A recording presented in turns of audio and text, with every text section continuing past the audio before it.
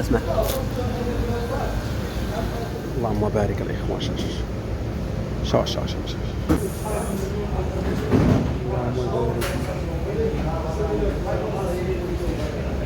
السلام عليكم وليسف. المهم اليوم جيتكم بواحد الفيديو جديد اللي هو طريقه البيك. الفيديو اللي الكماله ديال هذاك الفيديو اللي حكيت لكم قبل، اللي شفتوا الطريقه كيفاش خرجت ولكن كيفاش تعجنات، هي باش غنوريكم دابا. عندك مشكل في العجينه ما كتبغيش تصدق ليك، انا هنا باش غادي نوريك اسرار ديال ديك العجينه.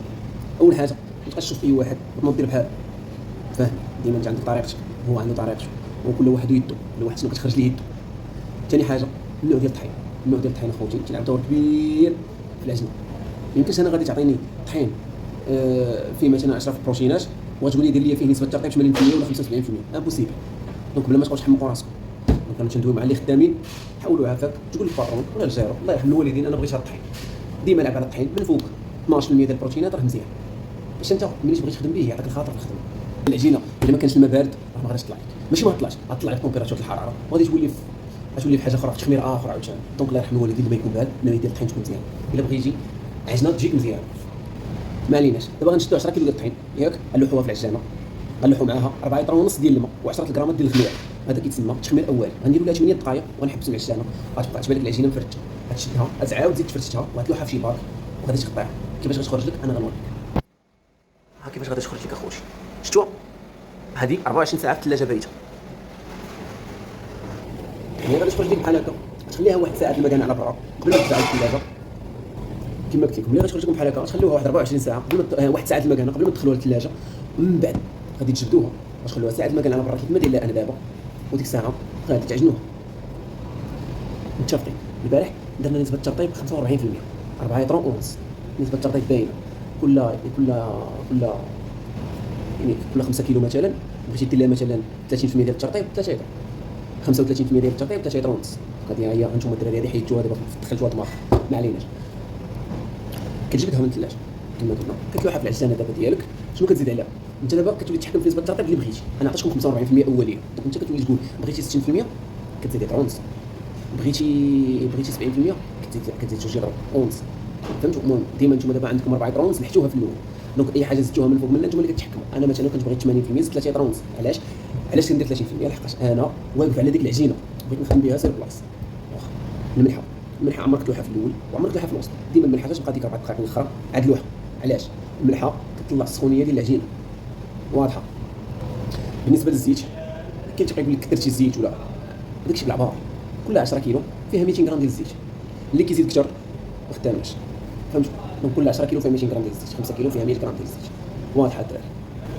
دابا خليكم مع طريقه العجينه كيفاش دايره، ونتلاقاو عاوتاني في كيفاش غادا تطلع لنا هاد العجينه. الاخوان المهم من بعد ما جبدناها من الثلاجه وطرقوزات 18 ساعه كنقطعوها طريفات بحال هكا. اللهم بارك الاخوان. شاش اللهم بارك الاخوان. ماشي لما مشات التقيبات راه ما كاين والو. دابا غادي نهزوها ونكملوا لها نسبه الترطيب 80%. علاش؟ حيت انا واقف عليها كيف ما قلت لكم. دونك في الاول حنا 4 لتر ونص ديال الماء، نسبه الترطيب الاوليه 45%، دابا غنزيدوا 35% ونكملوا 80% في الطوطال.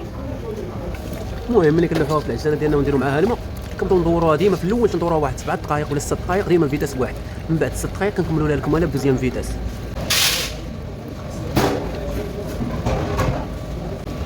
دابا شحال من واحد كيكون كيعجن كتبان ليه العجينه دايره بحال هكا، ما تخافش منها اخويا.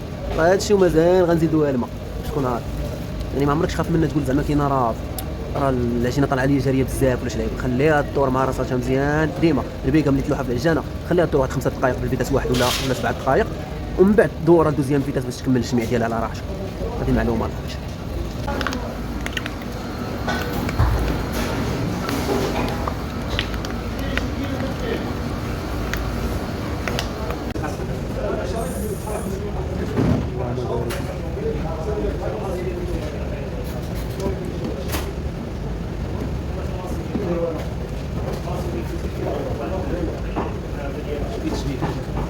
هي كلشي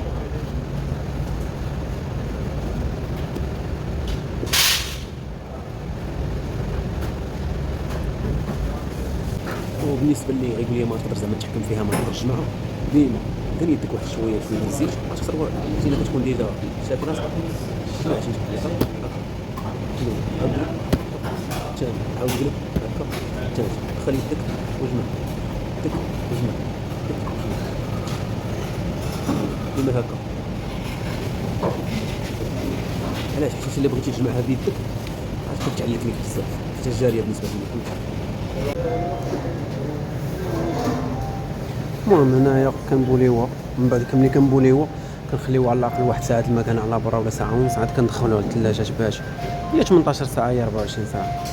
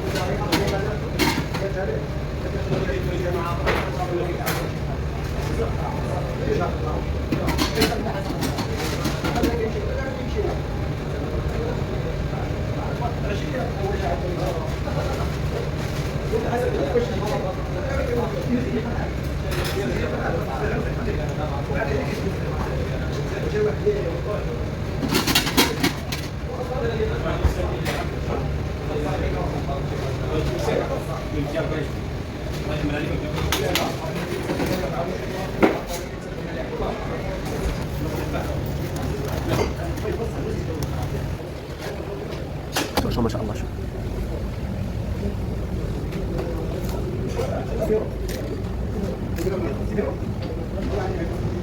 المهم الخوت هنا تيكون سالا الفيديو. المهم حتى نتوما الخوتي شوفوا الله يرحم الوالدين، بارطاجيو هذا الفيديو هذا، ديروا كومونتير ديالكم زوين، ديروا لايك، وتهلاو في فيديو جاي ان شاء الله. انا صافي الويش نجيبوها حلاله.